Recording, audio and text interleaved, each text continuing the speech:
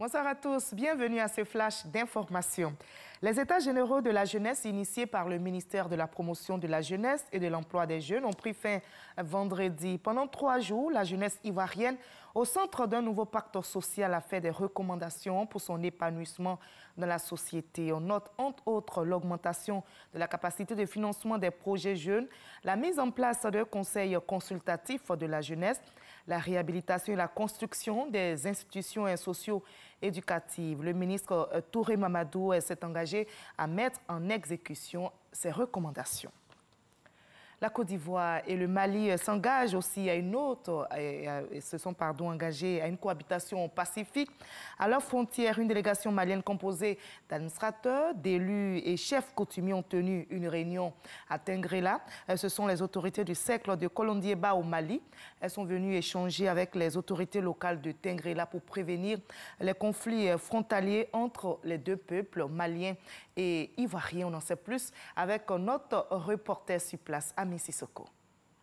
Le foncier, le vol de bétail, la difficile cohabitation agriculteurs-éleveurs, l'orpaillage clandestin sont quelques problèmes qui minent la frontière ivoiro-malienne longue de 532 km, d'où la mise à mal de la cohésion sociale.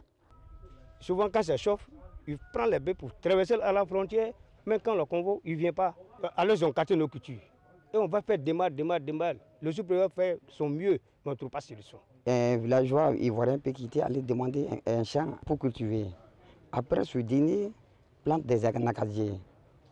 2 ans, 3 ans, donc il va chercher la paternité de la terre.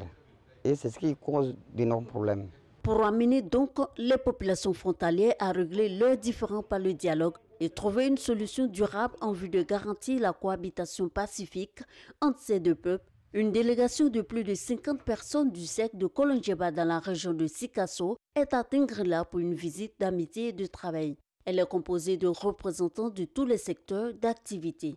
L'atelier de Tengrela a pour objectif de nous rencontrer, mon collègue et moi, pour parler de nos problèmes communs de gestion de la frontière. Il y a des problèmes en arrivant que nous avons trouvés. Il y avait des problèmes, ce sont des problèmes connus, anciens.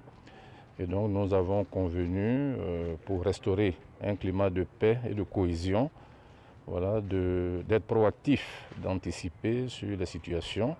Après 3 jours de travaux, il ressort entre autres le recours systématique au dialogue pour la gestion des problèmes dont les seuls interlocuteurs restent les autorités officielles.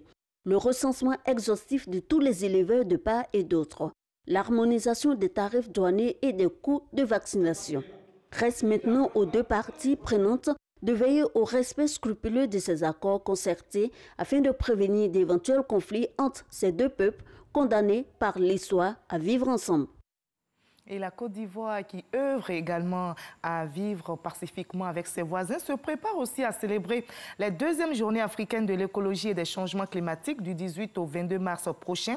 Comment réussir les transitions énergétiques et écologiques dans les pays d'Afrique? C'est le thème de ces journées qui ont été lancées vendredi à Abidjan par le ministre de l'Environnement et du Développement durable, Joseph Seka Seka.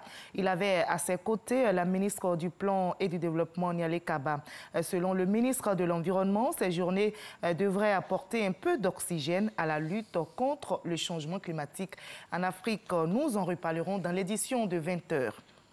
Ailleurs au Gabon, le nouveau gouvernement a été rendu public la nuit dernière.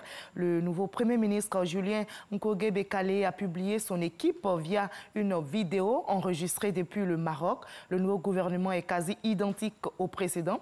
Il compte 38 membres, y compris le Premier ministre, contre 48 ministres dans l'équipe sortante. Les hommes d'Ali Bongo restent au poste stratégique, notamment les ministères de la Défense, de l'Intérieur, le pétrole et le budget.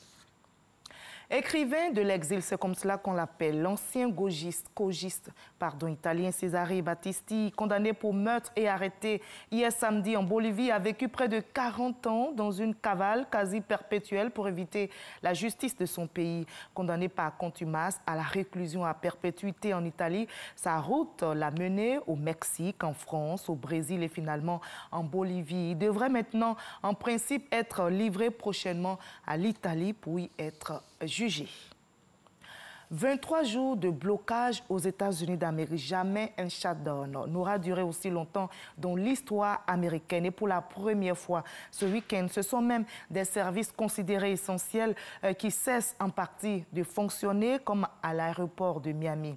Et pourtant, aux États-Unis, on ne plaisante pas avec la sécurité. Alors, en cas de shutdown, certains secteurs indispensables restent en activité. Parmi eux, la TSA, l'administration américaine de la sécurité et des transports. On va se retrouver à 20h pour la grande édition. À tout à l'heure.